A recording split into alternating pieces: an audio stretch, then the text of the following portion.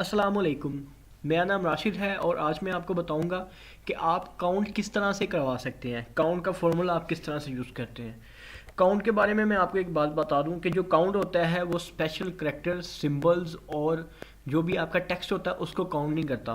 मिसाल के तौर पे यहाँ पे मैं लिख देता हूँ नॉट स्टॉक, नो स्टॉक, ठीक है। और यहाँ पे मैं कोई स्पेशल डाल लेता हूँ, ठीक है। और अब मैं यहाँ पे अगर काउंट करता हूँ, ठीक है, तो ये मुझे सिर्फ काउंटिंग करके देगा जो मेरे डिजिट्स हैं, 1 2 3 4 और 5, ठीक है। ये जो स्पेशल करैक्टर होते हैं या सिंबल होती हैं, जो टेक्स्ट होता है उसकी ये काउंटिंग नहीं करवाता, ठीक है।